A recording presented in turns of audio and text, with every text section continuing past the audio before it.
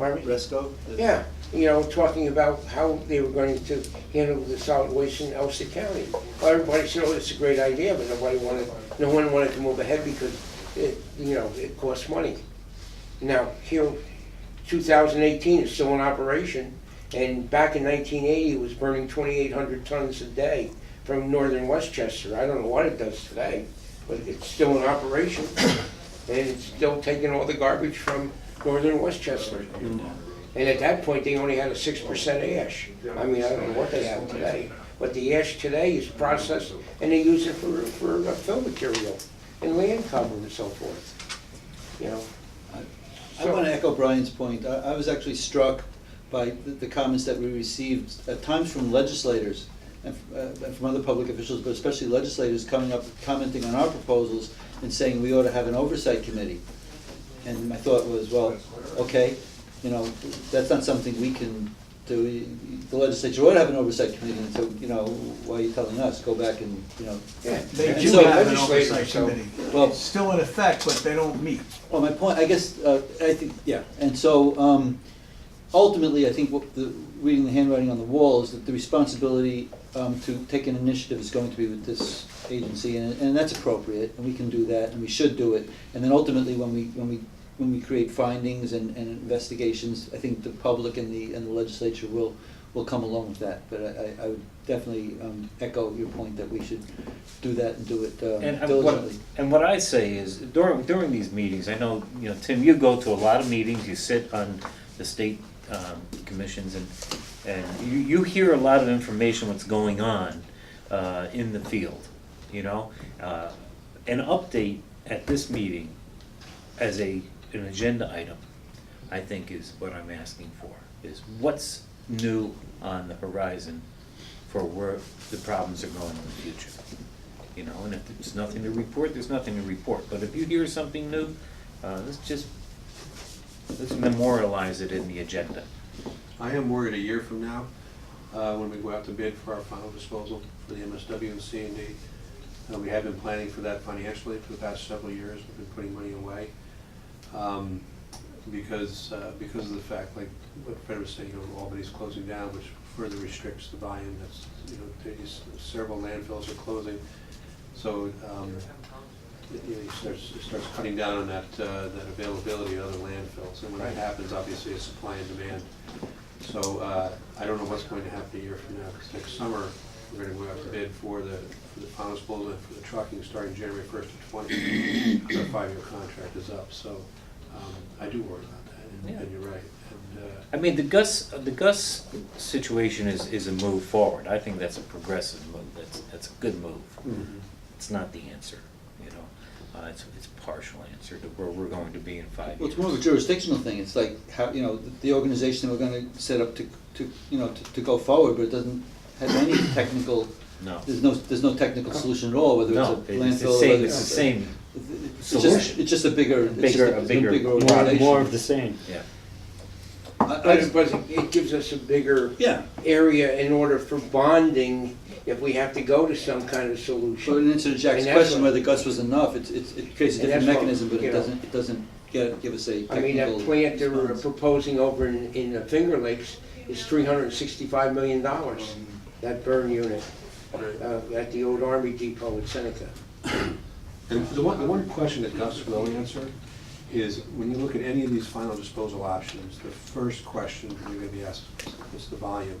Because if your volume is, let's say, 500 tons a year, or what do I say? We do about 120,000, so let's say if it was 500,000 tons a year, all right? What essentially will happen is you'll have a list. These are all your possibilities, economics, right? Because it's a matter of economy of scale. If it's 300,000 tons a year, okay, that's got the list is going to get shorter now. This is your volume. At 120,000 tons a year, like what we do, that list becomes very short.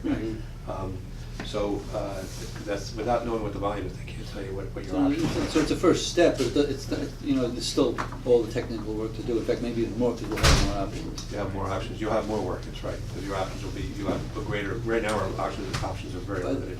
I just reminded myself of one other point about the conversation that I had with Rensselaer about the bio-high-tech facility.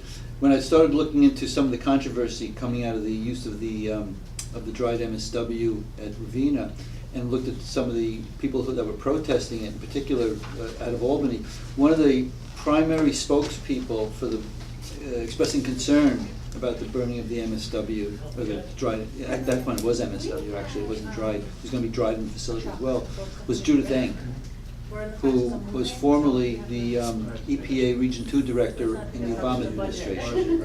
And I was very, I mean, that's a very, in my view, a very significant thing, that a person of that, in fact, in Sorga, in BioHigh-Tech, have a EPA finding of reuse, that this is actually a viable reuse. And so for Judith to be speaking so prominently against this particular procedure was very significant to me, and I don't know what was behind it. I don't know who she was representing, but I just wanted the board to note that. And further, as we get farther into this and talk to Dennis more about it, we may at some point want to consult with Judith as well and see what those concerns are.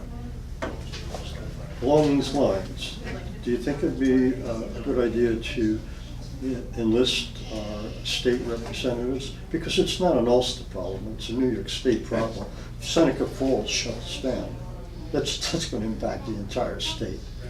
And we're talking about, what, 7 years from now? Right. I think they should be helping us. I think they should be jumping on top of an idea like Gus with both feet, because it helps. As we were saying, it's a portion, but it helps. And if we're going to wait till it shuts down and then say, gee, what should we do? It's going to be too late. You know, people Right, that's Brian's point. people have accused us of creating a crisis, of creating an emergency. Right. We're not creating anything. We're talking about what's actually happening, and we're responding to markets and issues, limitations. Yeah, what happened with SSR is reactive. What I'm saying and suggesting is we really need to start being proactive on what's going to go on in 5-7 years. Absolutely. And I think we need a lot of help. We had no choice with this SSR thing, but we may have some choices if we plan for it and we look at the modalities that we move to. Brian, do you have a specific proposal? Do you want staff to generate a list of options, or do you, is there something Well, based on what you're it saying? would that we be, should doing I think, an starting agenda next week? item to discuss future developments, and whether it's scientific, technical, other options that you might come up with, Merlin, anything in that agenda item to discuss how we can move forward, what's new, what's going on, what's happening in the state, what's happening in the country with regard to this issue moving forward. Well, we're lucky we have Tim, because he's sitting on the state association, so I mean, make Tim an agenda item to tell us what's going on, with the statewide organization each month. You good with that? So July meeting, you're going to solve the Okay. garbage problem? I'll come by. Give me till August if you need it. The resource recycling webpage comes out daily with technology that's addressing what we're talking about. I get And the little problems. in that. blurbs every 2-3 weeks from SWANA and recycling. I'll just forward it on to you. Nice. You help Tim. Yeah. Okay, great. And just They for, do tell you what they're trying to do nationally and statewide. Along these lines, it wasn't so long ago, and help me with this, Tim, that we visited Dutchess County's burn unit. Yep. Okay? And one of the things that I came away with was that the original design of that burn unit over there was for 3 burners, and they only put in 2. And they said to us that another burner would be capable of 300,000 tons a year, about what Ulster County has. So the thinking at that time was that maybe Ulster County could contract with Dutchess County to put the 3rd burner in right across the river here, 35 miles from here. I think that's what it was when we went. Is that what we said? Yeah, I don't remember the numbers. What was the price? Wasn't it somewhere in the neighborhood of $200 million to put the 3rd unit in? I think you're pretty close. Because if I recall, I thought he said one So we'll need a little help with that. Yeah. Yeah.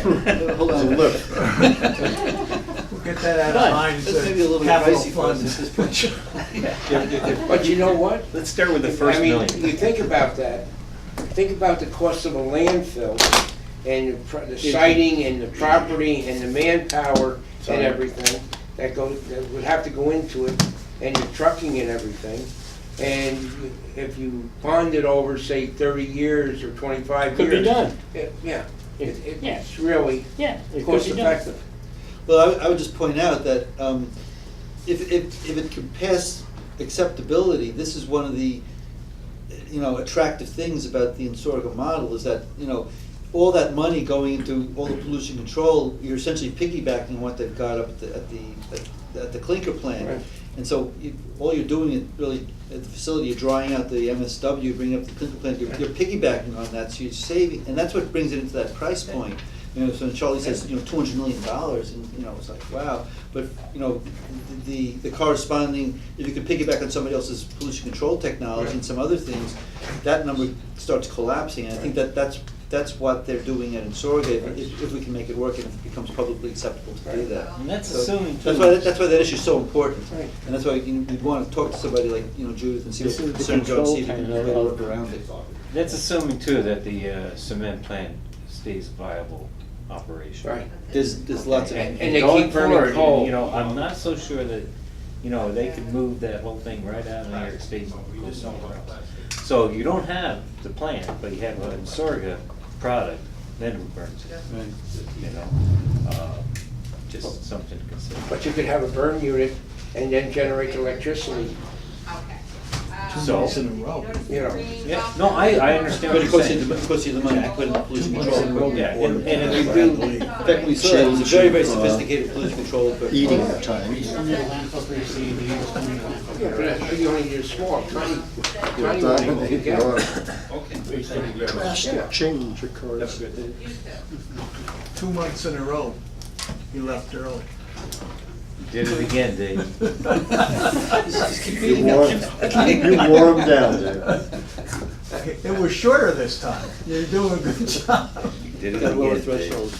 Oh, Lord.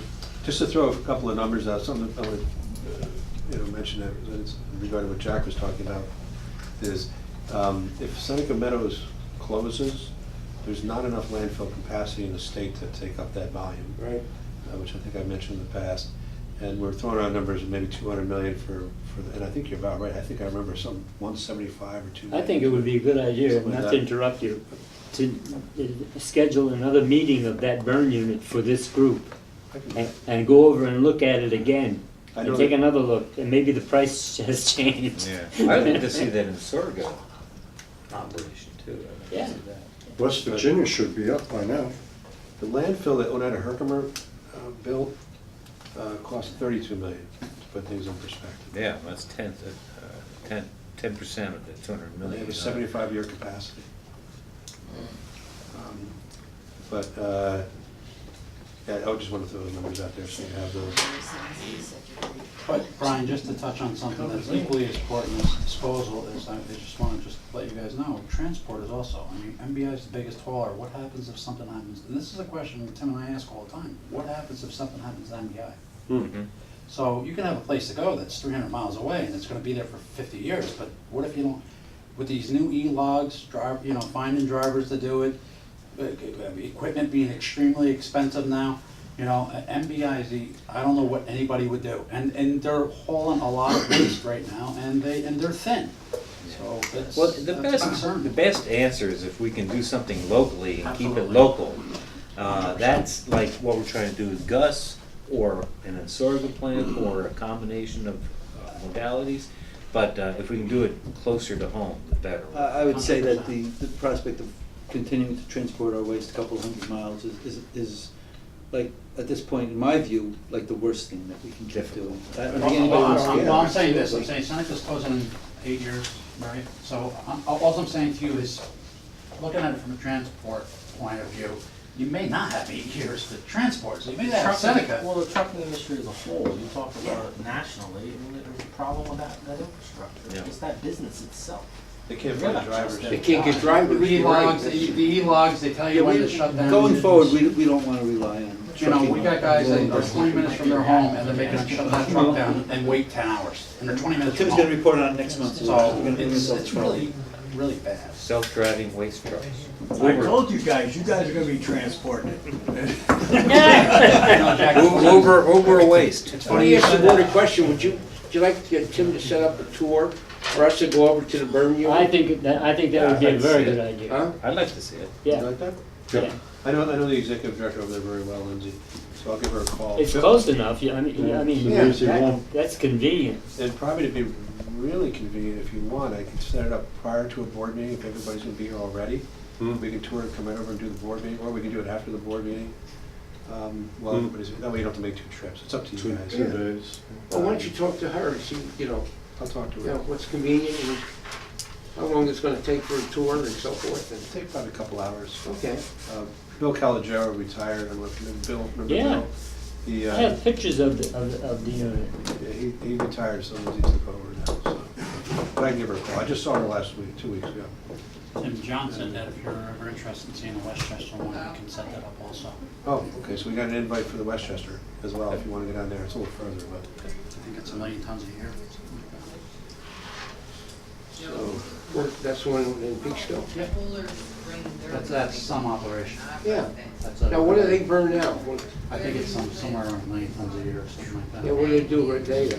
I don't know what it. I just remember 2,800. They were I burning. think they're doing something like, I don't know, 10,000 tons a day, something like that. Really? Yeah, yeah, This is it's- 1980. This is, when I went down. this is, it's really an impressive place. It Yeah. really Is that waste to electricity, or is it? I mean, they had tree stumps. I mean, a 10-wheeler. We were sitting there on the floor, and they had these gigantic loaders pushing it down toward the conveyor belt. This dump truck came in with a tree stump, and it was huge. It took the whole body of the dump truck. They dumped it on the floor, and the loader came and pushed it down the conveyor belt. I mean, and they burn it. They get rid of it. In the early 90s, they built a waste energy plant near Harrisburg, and I toured it. I toured it actually when I was in college, and after I graduated, I toured it again as a state official. And what was interesting about that, they over-designed it for population growth, and you got to feed these things constantly. They can't be without waste. So what they started doing is going around the area and started reclaiming old landfills. So the landfills were disappearing. The waste that was in the ground for 50 years, they were pulling it out, they were screening it, put it through trauma screens to get the soil off of it, and then they were bringing it into the facility and mixing it with fresh garbage, fresh MSW, and burning that. So these landfills were just disappearing. They were gone. I wonder what some of the stuff in the ground was. They were pulling out hot dogs and things, and they could tell by the newspapers that were burying them. They were 30 years old, and the hot dogs were fine. I remember telling you that. You have too much information at this point. That was a full plug. Okay, anything else? Entertain a motion to adjourn. So moved. Motion made and seconded. All in favor, signify by saying aye. All right. Motion carried. We are adjourned.